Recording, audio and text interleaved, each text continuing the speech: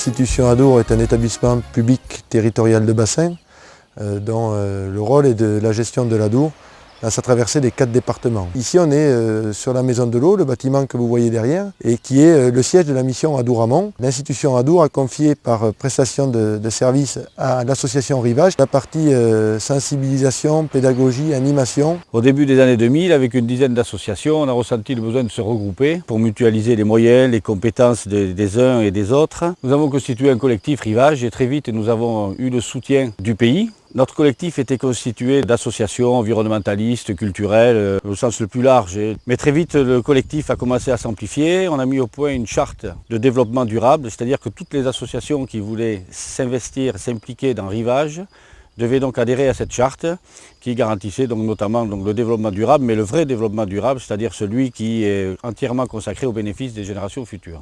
Aujourd'hui, l'association Rivage regroupe une quarantaine d'associations. Elle permet aux différentes associations de pouvoir constituer une force commune et puis d'être articulées autour de projets communs, comme le projet Art et Patrimoine. Cette association a pour but de défendre l'Église, restauration et entretien, de défendre aussi, de fleurir les environs de l'église et en même temps d'animer le quartier. Et grâce à l'apport de l'aide de Rivage, nous pouvons organiser comme les journées du patrimoine. L'association Arasclette est une association qui a été créée en 2001. Et son rôle consiste à récupérer tous les vieux outils, qu'ils soient agricoles ou qu'ils soient d'artisans. Donc nous faisons des portes ouvertes à l'occasion des journées patrimoniales de juin et de septembre. Et nous travaillons en collaboration avec Rivage Collectif du Val d'Adour. Donc les gens viennent manger, viennent visiter gratuitement. Il y a eu une vingtaine d'actions sur tout le territoire sur l'intergénération. Je suis animatrice à l'association Encre et Lumière.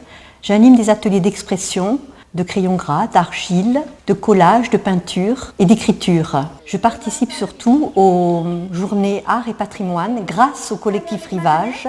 C'est la 3e année et également je suis là aujourd'hui pour une journée intergénérationnelle entre des personnes de la DMR de Vic et des enfants du centre d'Artagnan. Ensuite, nous avons organisé aussi, toujours en collaboration avec notre partenaire Rivage Collectif du Val d'Adour, une journée intergénérationnelle. Nous avions filmé auparavant une scène de ramassage de maïs telle qu'il se pratiquait autrefois.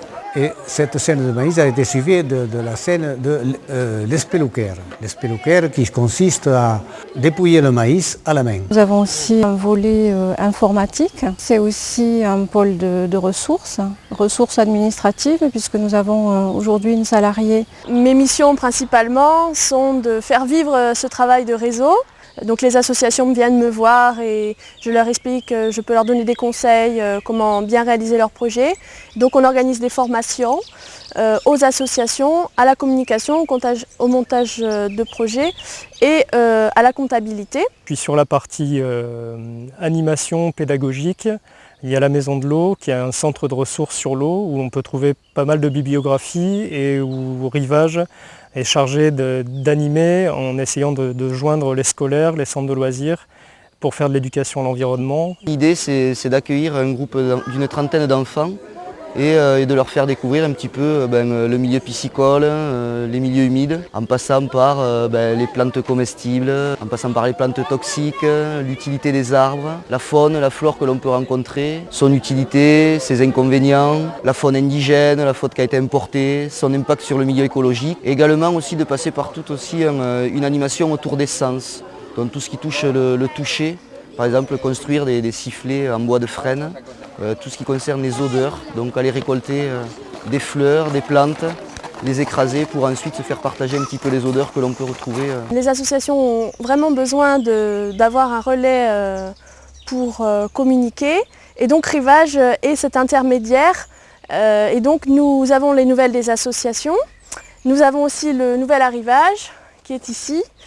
Et donc ce nouvel arrivage est un journal interassociatif qui permet de valoriser toutes les associations et toutes les actions qui sont menées sur le territoire.